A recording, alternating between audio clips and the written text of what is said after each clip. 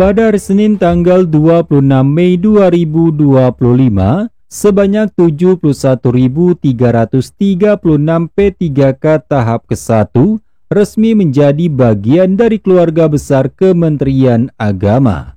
Setelah diangkat menjadi P3K, akan mendapatkan gaji beserta tunjangan-tunjangan yang setara dengan yang diterima oleh pegawai negeri sipil atau PNS. Gaji pegawai P3K diatur dalam Peraturan Presiden Nomor 11 Tahun 2024. Dalam Peraturan Presiden tersebut, gaji P3K akan disesuaikan dengan masa kerja golongan atau MKG yang membagi P3K ke dalam 17 tingkat golongan. Jadi, setiap golongan memiliki skala gaji yang berbeda tergantung pada jenjang pendidikan.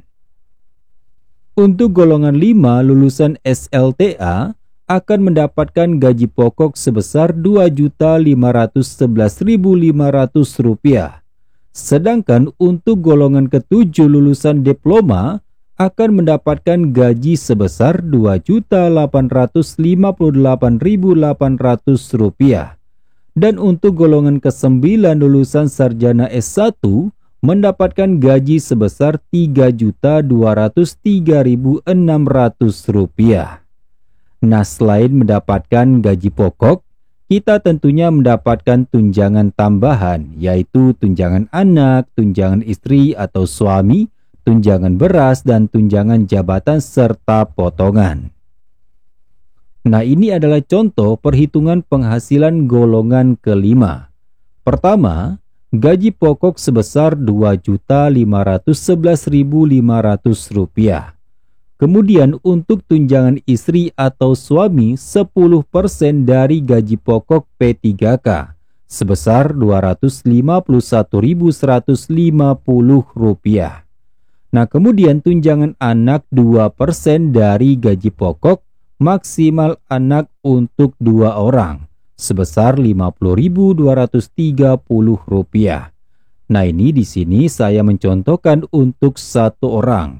Nah, kalau untuk 2 orang tinggal kalian kalikan saja ya. Nah, kemudian yang keempat ada tunjangan beras 10 per kilogram ya. Artinya 10 kilogram untuk 1 orang. Nah, 1 kilogram di sini harganya Rp7.242 ya. Nah, jadi dikalikan 3 yang masuk daftar gaji ya sebesar Rp217.260. Nah, kemudian nomor 5 tunjangan struktural atau fungsional ini sebesar Rp270.000, ini menyesuaikan jabatan ya. Nah, kemudian untuk tunjangan kinerja atau tukin ini sebesar Rp2.493.000. Nah, kemudian untuk uang makan di sini 1 hari itu uang makan kita dihitung Rp35.150 dikalikan waktu efektif bekerja. Nah, di sini saya contohkan selama 22 hari ya. Jadi total uang makan yang akan kita terima sebesar Rp773.300. Jadi penghasilan untuk golongan kelima itu per bulannya mendapatkan Rp6.566.440 per bulan ya. Nah, jadi untuk teman-teman golongan kelima, ini adalah contoh perhitungan penghasilan pada golongan kelima ya. Nah, kemudian untuk contoh perhitungan penghasilan golongan ketujuh.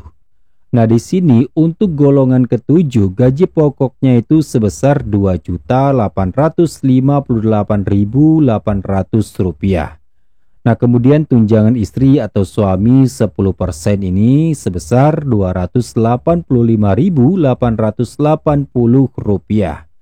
Nah, kemudian untuk tunjangan anak 2% ini sebesar Rp57.176 ya. Nah, di sini saya contohkan kembali untuk 1 orang. Jadi kalau untuk 2 orang nanti kalian tinggal dikalikan saja. Nah, kemudian untuk tunjangan beras ini sama ya sebesar Rp217.260. Nah, kemudian untuk tunjangan struktural atau fungsional sebesar 327.000 ini menyesuaikan jabatannya. Nah, kemudian ada tunjangan kinerja atau tukin sebesar Rp2.702.000. Nah, kemudian untuk uang makan di sini sama ya 35.150 dikali waktu efektif bekerja. Nah, di sini saya contohkan selama 22 hari ya. Jadi kita akan mendapatkan uang makan sebesar Rp773.300.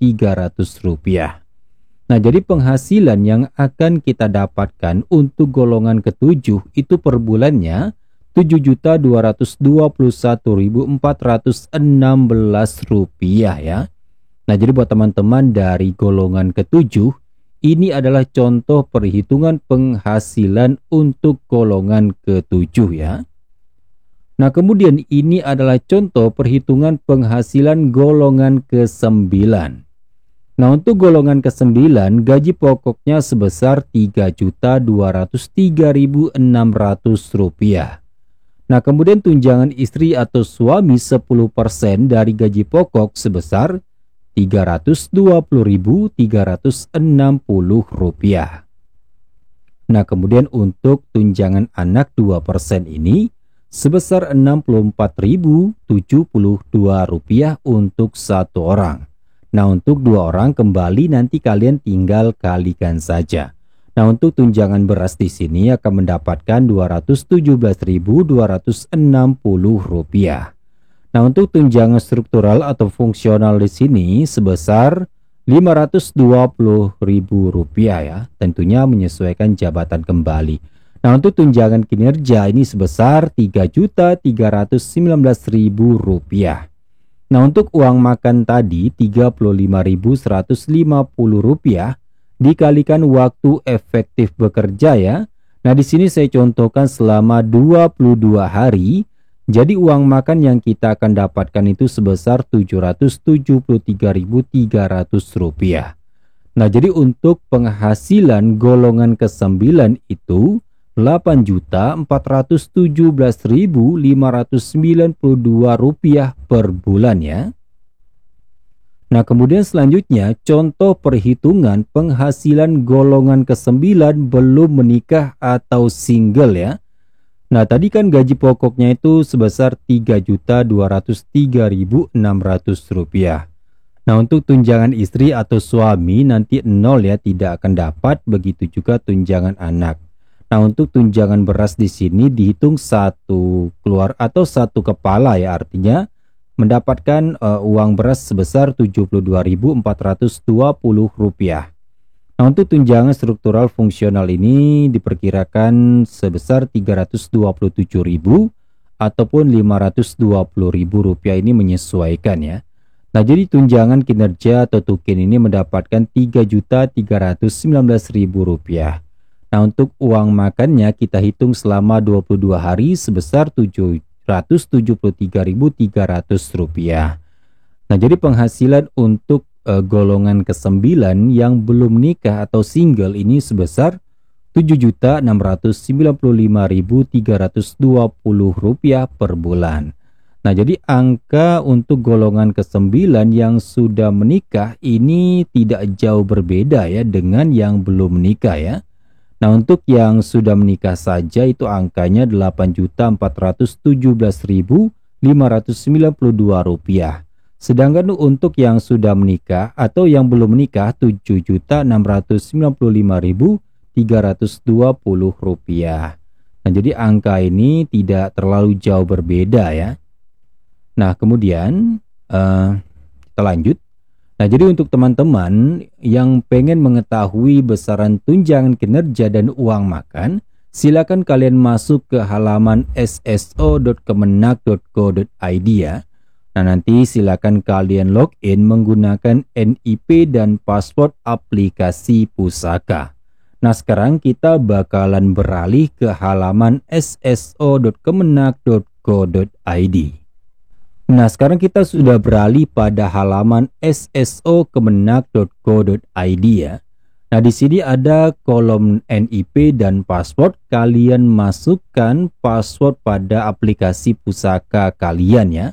Nah, kalau sudah nanti tinggal di klik login saja. Nah, kemudian kita bakalan dialihkan ke halaman seperti ini ya.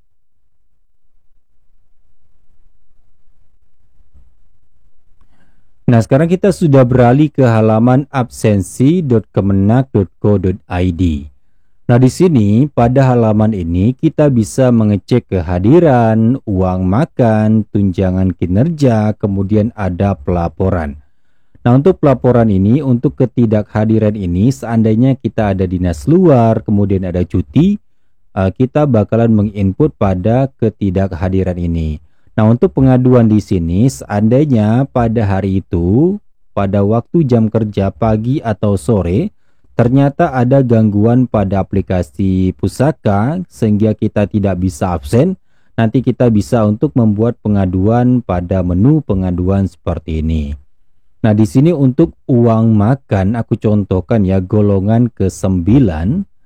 Di sini untuk uang makannya saja untuk satu hari itu sebesar Rp35.150 ya. Nah, kalau kalian perhatikan ini sebagai contoh ya, untuk bulan Juni di sini kan masih banyak yang belum absen dan ada beberapa hari itu yang ada hari besar Islam ya. Nah, jadi buat teman-teman kalau mau melihat uang makannya di menu uang makan ya. Nah, kemudian di sini kalau kalian bisa memperhatikan untuk bulan Juni ini contoh ya. Nah, untuk bulan Juni di sini total uang makannya sebesar Rp140.600 ya. Sampai dengan tanggal hari ini ya, tanggal 5 bulan 6 2025. Nah, jadi seandainya kalian itu absen pulangnya cepat, itu bakalan dipotong ya. Nah, jadi usahakan masuk itu pada pukul 7.30. Ini kalian harus masuk sebelum pukul 7.30 ya. Nah, kalau untuk jam pulang ini kalian harus melebihi jam 16.00 ya. Nah, kemudian untuk tunjangan kinerja, di sini kalian bisa mengeceknya kembali. Nah, di sini pada bulan Juni, nah ini adalah rekapitulasi tunjangan kinerja bulan Juni 2025 ya. Nah, di sini nanti ada rekapitulasi tunjangan kinerja. Nah, di sini ada telat datang dan pulang sebelum waktu ya. Nah, nanti kalian jika seandainya pulang cepat atau telat datang, ini nanti bakalan dihitung ya berapa potongannya. Nah, jadi untuk aku pribadi sampai dengan tanggal 5 itu tidak ada potongan sama sekali ya. Nah, jadi buat teman-teman silakan diperhatikan kembali golongannya, apakah dari golongan ke-5, golongan ke-7 dan golongan ke-9 tadi ya. Nah, ini adalah contoh besaran gaji yang aku hitung berdasarkan peraturan presiden tadi ya.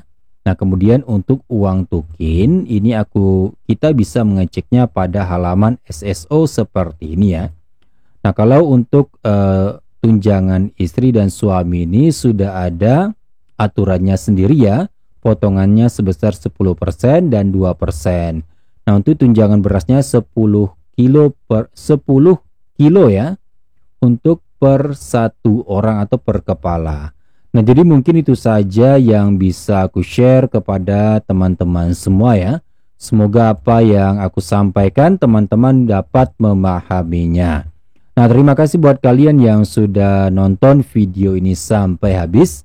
Jika seandainya ada yang pengen kalian tanyakan dan ada yang pengen kalian tambahkan, silakan komentar saja di dalam video ini ya. Terima kasih buat kalian yang sudah nonton video ini sampai habis. Sampai jumpa di video berikutnya bersama aku Fitra dari channel YouTube Cubetra.